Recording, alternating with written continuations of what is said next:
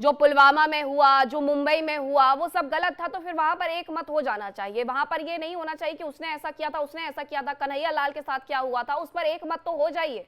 उसके बाद डिसाइड कर लीजिएगा कि कौन लाया था और कौन कैसे वहां पर पहुंचा था। मोहम्मद शोएब सिद्दीकी जी, कभी भी अगर हिंदू राष्ट्र की बात उठी है तो उसमें ये कब कहा गया है कि आप लोगों को बाहर निकाल दिया जाएगा और सिर्फ एक ही धर्म के लोग रह जाएंगे? कभी ये तो नहीं कहा गया। और जब इस्लाम के नाम पर संतावन संतावन राष्ट्र बने हुए हैं, तो क्या एक हिंदू राष्ट्र नहीं हो सकता है?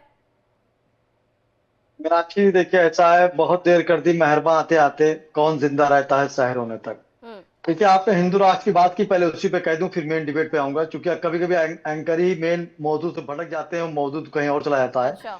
देखिए, हिंदू राष्ट्र की कभी एक भी मुसलमान ने मुखालफत क्यों बता दी? मैं चैलेंज के साथ कह रहा हूँ, हिंदू हम्म। राष्ट्र बने, बिल्कुल बने। हम्म। सनातन धर्म का सब बात सम्मान करता है। हम्म। हमको इस मुल्क के संविधान ने राइट दिया है अपने मजहब के हिसाब से जीने का। मैं जी रहा हूँ, आप भी जीजिए, कोई मना नहीं कर रहा। 857 मुल्क कहा, मैं कह रहा हूँ कि किसी ने ये एक तो शख्स शोएब बता दिए, सिद्दीकी दोनों जी हमारे आप बैठे कह हैं। रहे हैं ना, इसी पैनल में बैठे हुए फाजिल अहमद और हाजी नाजिम इस बात से मुकर जाएंगे, सब आपकी तरह थोड़ी है यहाँ पर। अब देखिए, मैं बात को आप कह रहे हैं किसी ना, मेन आपने मुझसे टॉपिक पे पूछा कि कौन लोग इसका विरोध कर रहे हैं, मैंने आपको पैनल में ही बैठे हुए लोगों से मिलवा दीजिए, आप नहीं बोलिए नहीं आगे। नहीं, हिंदू राष्ट्र के खिलाफ नहीं कह रहे होंगे। अरे देखिए, मैं बिल्कुल आपसे करेंगे। बात कहना चाह रहा हूँ। हाँ। सुन लिए, आना ने बिल्कुल सही कह रही हैं आप। और जब मेरा वॉल्यूम कम करिएगा तो बता दिएगा, क्योंकि मैं भी नहीं नहीं, फालतू बिल्कुल नहीं आप बोल। बोलिए बोलिए, आप ही बस बोल रहे हैं अभी तो। देखिए देखिए देखिए, बागेश्वर जी जो है इंटरनेशनल है। मैं उनको सम्मान करता हूँ, हो सकता है मुझसे 1-2 साल छोटे ही हों वो। और उनको हमारे मुल्क के वजीर आलम नरेंद्र मोदी जी भी बहुत प्यार करते हैं, उनको मेरे ख्याल अवार्ड भी दे चुके हैं। उन्होंने हमेशा बयान दिए, कोई नई बात नहीं है। साध्वी जी ने भी कल बयान दिया, उस पर मैंने डिबेट आपके यहाँ बैठ के दिया। देखिए, उन्होंने एक बात कही, हम्म। 301 शादियां जो हो रही हैं, उन्होंने कहा कि माला और भाला। हम्म। तो मैं इंटेंशन देखने वाली बात है कि वो कहना क्या चाह रहे थे, कि हर चीज का मान्य होता है इंटेंशन। बहुत अच्छी बात है। ये जो युग चल रहा है, इसमें लड़कियों को भी तैयार रहना चाहिए हर तरह से। ये जूडो कराटे सीखना चाहिए। हर तरह की चल रही है, कितनी लड़कियां लाइसेंस बंदूक रखती हैं, कोई बुरी बात नहीं है। सिर्फ बात यहाँ पर यह आती है कि उनका इंटेंशन क्या था। जैसे भी हमारे धर्म गुरु ने कहा कि मुसलमानों के लिए था, तो मैं समझता हूँ बेहतर नहीं है। हम्म। और एक बात जैसे उन्होंने कही, मैंने सुना, बहुत अच्छा लगा। लेकिन मैं दावे के साथ कह रहा हूं कि देखिए, सीताराम से ही दुनिया चलेगी, अल्लाह से ही दुनिया चलेगी, हम्म। गॉड से ही दुनिया चलेगी, वाहे गुरु से ही दुनिया चलेगी। हम्म। वो कहे कुछ भी, हम्म। वो भी राम को मानते होंगे, ठीक ऐसा है। नहीं। लेकिन उन्होंने ये बात कहा कि सीता, एक सेकंड बात मुकम्मल हो जाए, नहीं नहीं, मैं बोलिए पॉइंट पर ही बोलिए। बात करता हूं। हम्म। उन्होंने कहा सीताराम से काम नहीं चलेगा। कैसी सिर्फ बात कर रहे हैं? सिर्फ लिखा सीता है ना हमारी माँ उसमें, है। तो सिर्फ लिखा है मोहम्मद शोएब सिद्दीकी जी, सिर्फ सीताराम से काम नहीं चलेगा। तो जैसे हम, सीता जो है हिंदुओं की माँ है, मैं भी उनको माँ कहता हूँ। हमारे वहां हजरत खतीजा है, पूरी दुनिया की मुसलमानों की माँ है। मैं उनको अपनी माँ मानता हूँ, इसमें कोई बुरी बात नहीं। उनका इंटेंशन देखने वाली बात होगी। लड़कियों को भाला जरूर सीखना चाहिए, कराटे सीखना चाहिए, हर चीज सीखना चाहिए। हम्म। लेकिन अगर वो एक समुदाय को टारगेट लेके बात कहते हैं, तो मैं समझता हूँ इतने बड़े वो इंसान है, हम्म। ऑल वर्ल्ड उनको जानता है, तो मैं समझता हूँ उनको सेवा नहीं देता है। ऐसे बयान से बचना चाहिए नहीं, अगर वो एक मोहम्मद समुदाय शोएब को लिए। सिद्दीकी जी, अगर आप जानते हैं कि वो इतने बड़े इंसान हैं, तो आप ये भी जानते हैं कि उनके दोस्त खुद मुसलमान हैं।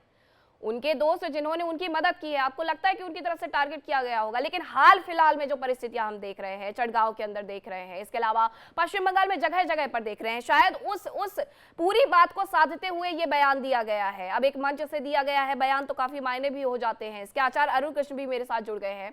आचार्य, इस पूरे मुद्दे पर जिस तरीके से ये बयान आया है, तो क्या यही समझा जाए कि हमने हाल फिलहाल में जो कुछ देखा पश्चिम यहाँ बांग्लादेश में, और इसके अलावा हम जो चीजें देखते हैं कि कभी किसी शोभा यात्रा पर पथराव हो जाता है, कभी निकलते हैं और फिर एक मोहल्ले में जाकर के पथराव हो जाता है, तो क्या यही वजह है कि इस तरीके की बयानबाजी शुरू हो जाती है फिर?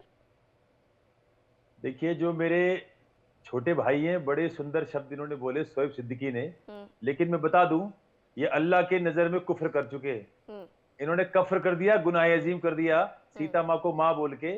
जबकि इस देश के जो ये जिहादी हैं, ये कहते हैं हम भारत भूमि को ही मां नहीं मानेंगे। ये बात अलग है कि इनके प्रॉफिट ने कहा कि मेरी बीवियों को, ए ईमान वालो, तुम्हें अपनी मां मानना पड़ेगा, ये बोला है। अगर ये झूठ है तो बता दो, कुरान में नहीं लिखा हुआ। लेकिन जो सिद्दीकी ने बोला, मेरे छोटे भाई ने, इनके शब्द ऐसे हैं, अगर ये अलतकिया नहीं है तो, अगर ये अलतकिया नहीं है तो इनके शब्द ऐसे हैं जैसे एक राष्ट्रवादी व्यक्ति, मानव मानव मानव को प्रेम करने वाला व्यक्ति जैसे बोलता है। पता नहीं, मैं विश्वास नहीं करता मुसलमानों पे, फिर भी चलो एक वक्त विश्वास कर लेते हैं। अब देखिए, इनका सूरल तबाह क्या कहता है। एक सईद बुखारी है, एक है कुरान। कुरान अल्लाह के शब्द है इनके हिसाब से, और जो सईद बुखारी है वो लिखी है इनके प्रॉफिट ने। अब इनके प्रॉफिट ने क्या कहा है, ए ईमानदारों मुशरिकीन, ये अल्लाह के, ये प्रॉफिट इनके अल्लाह ने क्या कहा है, उनको बोल रहे हैं मुशरिकों को, मोमिनों को, ए ईमानदारों मुशरिकीनों, मुशरिकीन तो निरे नजिश है, नजिश। क्या कह रहे हैं काफिरों को, मुशरिकीनों को, ए ईमानदारों मुशरिकीन तो निरे नजिश है। नजिश मतलब गुह, मल, गंदगी, कीचड़। ये कौन है, ये वो लोग हैं जो अल्लाह को नहीं मानते। ये मैं नहीं कह रहा, ये देखो सुन्ना.com है जिसपे कुरान और सहीहुल बुखारी स्पष्ट शब्दों में लिखा हुआ है। सहीहुल बुखारी देखो, पढ़ लेना। क्या बोला है काफिरों को, नजिश, शिट है, शिट, स्टूल। अच्छा अब आते हैं, एक आपके बगल में एक पाखंडी, नहीं बोलूंगा क्योंकि पाखंडी अच्छा शब्द है, एक झूठा बैठा आपके पास में, इनका नाम है हाजिम नाजिम। बड़ी हर वक्त जैसे इनसे बोलोगे तोते की टटर रटर रटर संविधान बोलते हैं। पर्सनल टिप्पणी मत करिए। मैं क्यों बोल रहा हूं, बताता हूं ना क्यों बोल रहा हूं। मैं इनको झूठ का पर्दाफाश कर रहा हूं। इन्होंने स्वयं, हाजिम नाजिम ने राष्ट्रीय चैनल पर आके बोला हुआ है कि पूरी दुनिया में कुरान नाफिज होनी चाहिए, पूरी दुनिया में कुरान नाफिज होनी चाहिए। तो बता दूं, ये जितने भी संविधान का नाम लेके आज इनकी संख्या कम है, तो झूठ बोल बोल के अपनी रोटी पका रहे हैं। हाजिम नाजिम एक नंबर का जिहादी है। अब देखो मैं जिहादी बोलूंगा तो ऐसे नहीं, आचार्य कुछ नहीं, नहीं आप फैक्ट पर बिल्कुल बात रखिए, लेकिन आप ऐसे डिबेट में हमारे मेहमानों के साथ इस तरीके से बात मत करिए। आप फैक्ट पर बात रखिए, आपको ऐसा क्यों लगता है, आप उस मुद्दे पर आइए। आपके पास क्या उदाहरण है कि इतने बड़े बड़े जो बयान है वो देने की जरूरत पड़ गई बाबा बागेश्वर को? यदि हाजिम नाजिम को जिहाद शब्द बुरा लगता है तो पूछ लीजिए। अगर हाजी नाजिम कह दे कि हाँ जिहाद शब्द गलत है, तब मैं जिहादी नहीं बोलूंगा, बोल दीजिए हाजी नाजिम। जो सुन लीजिए भाई, जिस भाषा में बोलोगे उस भाषा में तुम्हें जवाब दूंगा, चिंता मत कीजिए। अरे आपका भी पाखंडवाद उतार दूंगा पूरी तरीके से, जिस तरीके से पाखंडवाद आप लोग फैलाते हैं देश के अंदर। अरे बंद कर दीजिए इस तरीके का पाखंडवाद वाली बातें। अरे आप सनातन का प्रचार कीजिए, किसने आपको रोका? लेकिन आप ऐसी चीजें लेके आते हैं जिससे मजहब इस्लाम का कोई लेना देना नहीं होता। अगर मैं आपसे अगर तर्कों पे बात करूं ना तो आप भूल जाएंगे। बताइए बुखारी शरीफ का आप जिक्र करो, इसके जो सुन लीजिए, इसके राइटर कौन है? अरे राइटर कौन है? ये फर्जी बातें मत कीजिए, हमें व्हाट्सएप यूनिवर्सिटी पर ज्ञान नहीं देते। अरे व्हाट्सएप यूनिवर्सिटी वाले आप लोग व्हाट्सएप यूनिवर्सिटी पर ज्ञान नहीं देते, लेकिन जिस तरीके का तर्क तुम दे रहे हो ना, ये बंद कर दीजिए देश के अंदर नफरत का माहौल पैदा करने के। अरे जिस भाषा में बोलोगे कुरान भी मिलेगी और आपको सहीहुल बुखारी भी मिलेगी, और ये भी पता चलेगा कि मुसलमान काफिरों से कैसे नफरत करते हैं। ये जमाना ऊंट पे बैठ के। लेकिन हाजी नाजिम इस बात का खंडन भी तो कर रहे हैं। वो कह रहे हैं कि आप जो ये तथ्य लेकर के आए हैं, वो तथ्य दरअसल कहां से आया है, किसने लिखा हुआ है, ये बताइए ना, उसके पीछे का बैकग्राउंडर क्या है, कौन है वो राइटर? ये देखो, हाँ, ये इनके प्रॉफिट मोहम्मद ने कहा है। हाँ, सारे काफिर मल है, मल, गंदगी है। इनके मोहम्मद ने कहा है। देखो ये डाल दिया गया, क्या वही सच है? हम लोग अपने कुरान पे विश्वास करते हैं, हम पैगंबर इस्लाम को मानते हैं, और हम अल्लाह के बंदे। अरे हमसे ज्यादा ना जान पाएंगे आप लोग, अरे हमसे ज्यादा नहीं जान पाएंगे। मीनाक्षी जी एक चीज में पूछ रहे। हाँ, हाजी नाजिम खान जी को सुनवाइएगा। जी मैं ऋग्वेद के अंदर मैं पूछना चाहता हूँ, मंडल नंबर 8 सूक्त नंबर 33 मंत्र नंबर 19 में साफ तौर पर श्लोक लिखा है। हाँ। एक श्लोक लिखा, मैं पूछना चाहूंगा, उसमें लिखा हुआ आदे पश्यासन मोपरी 17 पादुका हर माते कपसलको दृश्यंती हे ब्रह्म बमो वेद। यानी कि अर्थात उस स्त्री के शरीर के सभी अवयव अच्छी प्रकार से ढके रहे। स्त्री का यदि कोई भाग खुला रहेगा तो उसे देखकर पुरुषों के मन में प्रभाव जागेंगे। यही उत्तम देश है। इसका मतलब यह है कि यह हिजाब की पहली बात तो श्लोक पढ़ना नहीं आ रहा आपको। पहली बात तो आपको श्लोक पढ़ना नहीं आ रहा। पहले बताओ श्लोक है मंत्र है। पहले ये बताओ श्लोक है मंत्र है। पहले ये बताओ श्लोक है मंत्र है। पहले ये बताओ श्लोक है मंत्र है। पहली बात तो पढ़ना सीख लो। पहली बात तो पढ़ना सीख लो। आपको पढ़ना तो आ नहीं रहा और यहाँ पर श्लोक बोल रहे हो। ये देखो, हमारे धर्म में कहा गया है यत्र नारस्तु पूज्यन्ते रमन्ते तत्र देवता यत्र तास्त्र पूज्यन्ते सर्वत्रास्ता फला क्रिया। ये हमारे धर्म में बोला गया है। भैया ये काला टेंट बनाने वाला मजहब नहीं है। ये स्त्रियों को खेती बोलने वाला मजहब नहीं है। ये स्त्रियों को जोतने वाला मजहब नहीं है। ये स्त्रियों को एक रख लो, दो रख लो, तीन रख लो, चार वाला नहीं है। आचार्य अरुण कृष्ण क्या बोल रहे हैं आप?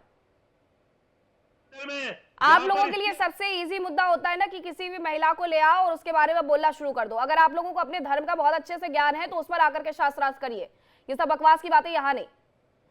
हाजी नाजिम खान जी, इमरान खोकर जी मेरे साथ जुड़ गए, लेकिन उसके बाद शोएब सिद्दीकी जी कुछ कह रहे हैं, मैं उनके तरफ रुख करती हूँ। आचार्य अरुण कृष्ण, ये शब्द अगर आपने बोले हैं जो मेरे कानों तक थोड़े कम पहुंचे हैं, लेकिन अगर आपने पहुंचे हैं तो मैं आपसे आखिरी बार कह रही हूँ कि इस तरीके की चीजें अब नहीं चल पाएगी। आप बोलिए शोएब जी।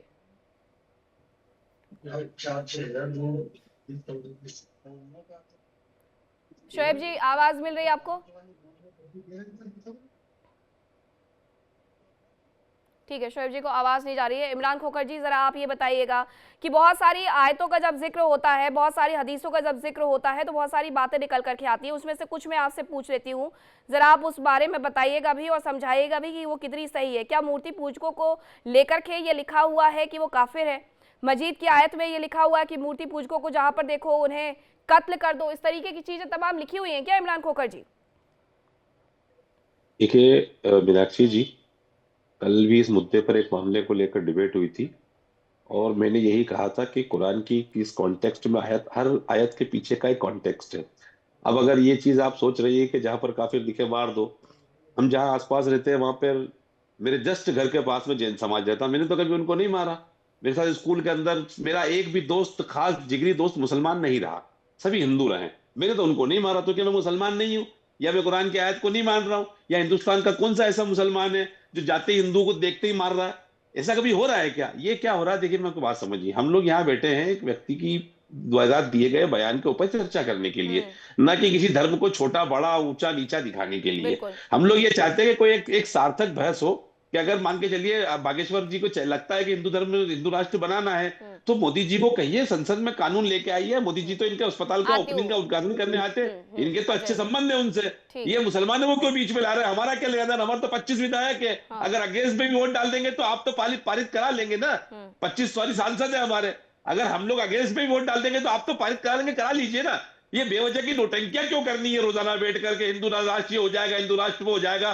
2 दिन की तो इनसे यात्रा हुई नहीं, हिंदू राष्ट्र के नाम पर निकले थे बाजार के रोड के अंदर, रोड पे चलने के लिए। नोटंकियां ना कीजिए, अपनी कथाएं कीजिए, कथाओं से पैसे कमाइए। अरे इमरान खोकर जी, आपने कहां से देख ली कितने दिन की यात्रा की और कितने दिन की यात्रा नहीं की? पिछले साल भी की थी और उसके पिछले साल भी की थी। कैसी बातें कर रहे हैं? झूठे तथ्य तो मत रखिए।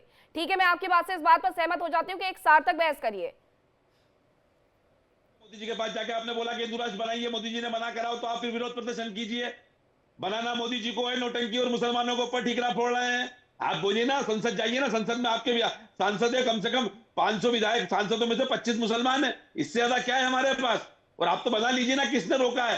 बेवजह की मंचों से नोटंकी मत कीजिए, आपको जो बनाना बनाइए, लेकिन आचार्य अजय गौतम से मैं ये आपने जो कहा है, आचार्य अजय गौतम से मैं सवाल ले लेती हूँ और पूछ लेती हूँ। आचार्य अजय गौतम वो तो सीधे कह रहे हैं कि आप बनाइए हिंदू राष्ट्र, किसने रोका है? और आपके पास तो शक्ति भी है, तो क्यों नहीं बना पा रहे? देखिए, इमरान खोकर और मोहम्मद शोएब सिद्दीकी जी को मैं हाजिर नाजिर जान के एक बात कहता हूँ कि दिल्ली की 30,000 कोर्ट में ऑलरेडी ये डिसीजन मतलब चल चुका है कि कुरान की 28 आयतों के बारे में ये इंसानियत के विरोध में है और ये डॉक्यूमेंटेड है। मैं बिना डॉक्यूमेंट्स के बात नहीं करता। 30,000 कोर्ट में 90 के दशक में ये फैसला हिंदू महासभा की तरफ से दाखिल किया गया था परिवार। खैर, अब मैं मेरा मुद्दा भी नहीं, हिंदू राष्ट्र पर मैं आता हूँ। देखिए, रसगुल्ले को रसगुल्ला होने के लिए ना कोई सर्टिफिकेट नहीं चाहिए होता, उसकी मिठास ही उसको रसगुल्ला बनाती है। इसी तरीके से भारतवर्ष को, अरे भैया सुनो ना, मैंने आपको सुना। इसी तरीके से भारतवर्ष हिंदू राष्ट्र को घोषित करने के लिए हमें किसी सर्टिफिकेट की, दस्तावेज की आवश्यकता नहीं है। यहाँ का कल्चर, यहाँ की संस्कृति, यहाँ की पूजा पद्धति, यहाँ का इतिहास, यहाँ का भूगोल अपने आप में इसको हिंदू राष्ट्र परिभाषित करता है। एक मोहर लगने की कोई आवश्यकता होगी, इसके लिए हमें कोई वो नहीं पड़ता। ये देश हिंदू राष्ट्र था, हिंदू राष्ट्र और हिंदू राष्ट्र ही रहेगा, बशर्ते इसमें सभी धर्मों के लोग रहते आए हैं। और अब से नहीं, बहुत पहले से रहते आए हैं, चाणक्य के टाइम से रहते हैं। तक्षशिला के जब हमारी सबसे बड़ी यूनिवर्सिटी थी तब भी यहाँ पर बहुत सारे विदेशों से लोग आया करते थे। बनारस के अंदर हजारों साल से विदेशी लोग आते थे, पढ़ते थे, रहते थे। तो इसमें बाहर के लोग अगर आके रहते हैं तो उससे कोई फर्क नहीं पड़ता। लेकिन ये जो देश है ये निश्चित तौर पर हिंदू राष्ट्र है। इसके लिए मोदी जी की मोहर की आवश्यकता नहीं है। यहाँ का जनमानस का जो मन है वही इसको हिंदू राष्ट्र साबित करता है। दूसरी बात यह है कि कुरान में क्या लिखा है क्या नहीं, मैंने बताया 28 आयतें बिल्कुल इंसानियत के विरोध के अंदर है। जहां अब मुशरिक को जहां मारो और जहां महीने ऐसे बीत जाए उनका कत्ल कर दो, उनसे जजिया लो, जजिया ना दे तो उनके साथ उनके बीवी बच्चों को अगवा कर लो। देखिए पहला हिंदुस्तान पूरी दुनिया में पहला धर्म ऐसा है जो मुसलमान उस धर्म का ना होने पे आपसे टैक्स लेता है। क्रिश्चियन नहीं लेते, जैन नहीं लेते और बाकी के लोग नहीं लेते। दुनिया में तमाम धर्म में कोई टैक्स नहीं लेता गैर मुस्लिम गैर धर्मियों से। लेकिन मुसलमान इस्लाम कह लीजिए एक ऐसा है बढ़िया धर्म है कि अगर आप नहीं हो तो आपको जजिया देना पड़ेगा। आपने अपने देवी देवताओं पे जाना है तो तीर्थ यात्रा में सूद देना पड़ेगा। ये खूबसूरती है इस्लाम की, मैं निंदा नहीं कर रहा। मैं आप सोचो मैं क्रिटिसाइज कर रहा हूँ खोकर साहब, मैं कह रहा हूँ ये खूबसूरती है। और इसी खूबसूरती के कारण जो गरीब तबका था जो जजिया नहीं दे सकता था वो मुसलमान बन गया। जैसे हाजी नाजिम खान साहब बैठे हैं, इनके पूर्वज भी तो हिंदू ही थे। ठीक है, इमरान खोकर जी जवाब दीजिएगा, उसके बाद जाऊं मैं शोएब जी के पास। बोलिए। अजय जी की बात का मैं बहुत सिंपल सा जवाब देता हूं। इन्होंने कहा जजिया देना पड़ता है। हाँ। आज की कंडीशन के गल्फ कंट्री के अंदर तकरीबन 10 से 20 लाख नॉन मुस्लिम हिंदू पूरी गल्फ कंट्रीज में रहते हैं, जो कि लोकतांत्रिक नहीं है। वहां पे राजशाही चलती है, वहां पे इस्लाम का कानून चलता है, वहां पे शरीयत लागू है। क्या किसी व्यक्ति से वहां पर जजिया लिया जा रहा है? आप इनसे पूछिए। जो हम यहाँ पर हिंदुस्तान के मुसलमानों पे जजिया का एक इल्जाम लगा रहे हैं, किसी एक हिंदुस्तानी जो गल्फ में रहता है, कोई हिंदू है, क्रिश्चियन है, सिख भी रह रहा है, सिंधी रह रहे हैं, वहां पर पंजाबी रह रहा है, सब रह रहे हैं, किसी से जजिया लिया जा रहा है? पूछिए जरा आप इनसे। और आप अपने देश का कंपैरिजन किसी और कंट्री से करेंगे? भाई जजिया जरूरी थोड़ी ना है किसी डायरेक्ट टैक्स के तौर पे जजिया लिया जाता हो। जो बाकी के वहां रहने वाले टैक्स भर रहे हैं, जो अपनी कमाई का एक हिस्सा वहां पे सरकार को दे रहे हैं, वो भी तो जजिया ही है। वो क्या है? नहीं, जरा मुझे ये बताइए इमरान खोखर जी कि आप ये तमाम बातों को ले जाकर के मुस्लिम कंट्रियों से जाकर के कंपेयर करेंगे आप अपने देश को, और फिर आप कहेंगे कि आप इसी देश के लिए वफादार हैं। आप उनसे क्यों कंपेयर कर रहे हैं? आप मुझे ये बताइए जरा। जो व्यक्ति वहां पर जाकर के काम कर रहा है, तो क्या वहां पर जाकर के 2-4-5% जो टैक्स लगता है वो भी नहीं भर रहा होगा? और अगर वो जाकर के काम कर रहा है तो क्या उसकी वो काबिलियत उस देश को नहीं चाहिए है? इसलिए नहीं उन्होंने वहां पर उसे बुलाया हुआ है। सऊदी अरब में, दुबई में जीरो इनकम टैक्स है, बहरीन में जीरो इनकम टैक्स है, 5% कोई टैक्स नहीं दिया जाता किसी से भी। 5%। मैडम दुबई में जीरो टैक्स है, आप पता कर लीजिएगा प्लीज। आप अरे मैडम ठीक है, चलिए अब आपकी मैं 5% भी मान लूं तो सबके लिए लगता है ना, किसी बिंदु के लिए लगता है? ये बताइए। अरे तो उनको भी तो चाहिए ना वो लोग। मैं ये कह रही हूँ, मेरा मुद्दा ये है कि आप अपने देश का कंपैरिजन किसी और देश से क्यों कर रहे हैं? उन्हें भी तो वो लोग चाहिए ना। क्यों उनके पास आईटी के लिए हब नहीं है? भारत से क्यों लोग जाते हैं? Because they don't have, they don't own, we own. तो आप तो फक्र करिए ना कि हमारे पास इस तरीके के लोग हैं जो दूसरे देशों को बढ़ावा दे रहे हैं। आप ये क्यों नहीं सोचते हैं? मोहम्मद शोएब सिद्दीकी जी, आचार्य अजय गौतम जी ने कुछ यहाँ पर कानूनी चीजें कही है, कुछ पेचीदे मामले थे, उनके बारे में जरा समझाइएगा। देखिए मीनाक्षी, सबसे पहले तो मैं आचार्य जी की बात का एक जवाब दे दूं। वहाँ बड़े भाई हैं, बराबर डिबेट बैठते हैं, लेकिन कम से कम एक चीज का ख्याल रखेंगे मीनाक्षी जी कि कम से कम मर्यादा में नेशनल टीवी बात की जाए। कोई बोले तो फौरन उसको टोक देना चाहिए। बहुत बात आगे निकल जाती है, उसके बाद टोकती बेहतर नहीं। हर आदमी की अपनी जगह कहीं ना कहीं कोई इज्जत है, ऐसा नहीं है। बहरहाल देखिए, आचार्य जी ने एक बात कही कि सीता माता कहने में दिक्कत है। आप बताइए मीनाक्षी जी, मैं चैलेंज के साथ कह रहा हूं कि दुनिया में 206 मुल्कों में हिंदुस्तान मेरा पहला और आखिरी मुल्क है जहां महिलाओं को देवी का दर्जा दिया जाता है। आप वहां पे सीता को कह रहे हैं कि आप सीता माता कहिए। मैं यहाँ पे चैलेंज करता हूँ, सीता माता मेरी है। आप आचार्य जी कहिए, हजरत खतीजा जो मुसलमानों की माँ कही जाती है, आप कहिए मेरी माँ है, आप नहीं कहेंगे।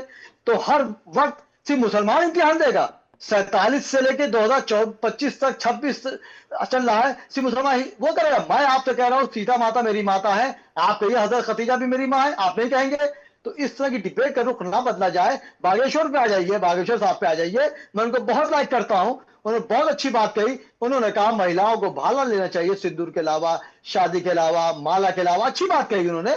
जाहिर सी बात है, हर ख्वातीन को, हिंदुस्तान की महिलाओं को, चाहे किसी भी समुदाय की महिला हो, उन्हें कराटे सीखना चाहिए। एक सेकंड सर, अपने मैं सुनूंगा। देखिए मैं बोलता नहीं हूँ। होता क्या, टकराने में आचार्य जी कोई फिलासफर कह गए हैं कि समझदार वही है कि पहले सबकी सुन ले फिर जवाब दे। बीच में जवाब दे। आप तो धर्म गुरु हैं, मैं आपका इज्जत करता हूं, मैं आलिमों की इज्जत करता हूं, आपकी इज्जत करता हूं, लेकिन चूंकि आपने महिलाओं बात की तो मैंने आपको चैनल पर नेशनल चैनल पर कह रहा ना कि सीता मेरी माता है। आप कह दिए कि मुसलमानों की जो हजरत खतीजा माँ कहलाती है वो मेरी माँ है। अब मुझे आप एक सेकंड आप माँ नहीं कहेंगे, सिर्फ मुसलमानों का इम्तिहान लिया जाएगा, मैं जानता हूँ। मैं बागेश्वर साहब पे आ रहा हूँ, एक सेकंड बागेश्वर बात हो जाए, बागेश्वर जी पे बागेश्वर बात हो जाए, बागेश्वर साहब पे बात हो जाए, जो जिसपे डिबेट रुक घूम गया। मेरा ही कहना का मतलब यह है कि बागेश्वर जी ने बहुत अच्छी बात की, मैं उनका लब्बैक करता हूं। उन्होंने ये कहते कि मुसलमान लड़कियां ना सीखे तो मैं मानता। मैं कह रहा हूं हर हिंदुस्तान में हिंदू मेरी बहन हो, मुसलमान बहन हो, ईसाई बहन हो, किसी भी मजहब की हो, सबको सब कुछ सीखना चाहिए। मैं अपनी खुद बेटी को सिखाऊंगा इंशाल्लाह कि इस तरह के हालात बन रहे हैं। आप अपने डिफेंस में कोई ना कोई चीज रखिए। यहाँ पे लड़कियां पिस्टल ले रही लाइसेंस ही अच्छी बात है डिफेंस के लिए, लेकिन उनका सुनिए अभी आपने ये बोला, अरे सुन लीजिए, अब सिद्दीकी जी सुन लीजिए, अरे सिद्दीकी सुन लो। अब आपने बोला कि आपने सीता माँ को माँ कहा, गारंटी बोल रहा हूं अभी आपके बगल में खोकर है, बुलवा दो। उसके बाद हमें मत समझाओ, सनातन धर्म तो सब बहन बेटी को बहन बेटी मानता है, हमें तो ये समझाने की आवश्यकता नहीं है। जितनी भी संकीर्णता है वो आपकी पुस्तकों में है। बोले किसको मां बोलना है, बोलता हूं। खोकर आपके बगल में है, बुलवा दो सीता मां को मां, बुलवाइए। अगर आप में हिम्मत है, खोकर को, ये हाजिम नाजिम को, ये जितने भी बैठे हुए हैं, इनसे बुलवा दो सीता मां को मां। अरे भैया, ये तो इस धरती पृथ्वी को जिसमें जन्म लिया है, ये इसको मां बोलने को तैयार नहीं है। ये इतने गद्दार हैं और तुम सीता मां को मां कह रहे हो। अरे मुसलमान केवल सीता मां को गाली बकते हैं। ये जो आप बोल रहे हो ना, अगर आप पाकिस्तान में बोलते तो ये खोकर और ये हाजी नाजिम अभी आपका गला काट देते, ये अगर पाकिस्तान में होते, क्योंकि आप भारत में बोल रहे हो और संविधान के अंदर बोल रहे हो, इसलिए हाजिम नाजिम भी और खोकर भी आपकी बदतमीजी, आपका कुफ्र झेल रहे हैं, आपका कुफ्र बर्दाश्त कर रहे हैं, क्योंकि यहाँ पर कानून का डंडा चलता है। अगर आप में हिम्मत है, पूछ लेते हैं ना फिर, हाजी नाजिम जी मानते हैं या नहीं मानते हैं?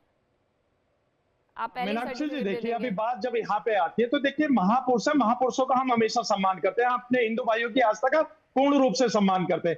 भाई राम जी हमारे हिंदू भाइयों की आस्था हम मानते हैं, भाई हमारे पूर्वज, इसमें दिक्कत क्या है? भाई अपने पूर्वजों का सम्मान करने में कोई दिक्कत नहीं है, लेकिन दिक्कत यहाँ पर आती है कि एक नफरत का एजेंडा लेकर एक आचार्य यहाँ बैठ जाते हैं और वो सिर्फ और सिर्फ जहर उगलने की बात करते हैं। अगर इनकी जगह कोई, अगर मुस्लिम समाज का कोई व्यक्ति इसी तरीके के तर्क रखता तो मुझे लगता है कि उसको अब तक जेल हो जाती, उसके घर पे बुलडोजर चल जाता है। अगर कोई भी मुसलमान अगर इस तरीके का तर्क रखता है, जिस तरीके से आचार्य जी नफरत का एजेंडा फैलाने की कोशिश करते हैं। लेकिन देखिए, हम लोग तो संवैधानिक लोग हैं, संविधान को मानने वाले और संविधान के अकॉर्डिंग ही बात करेंगे।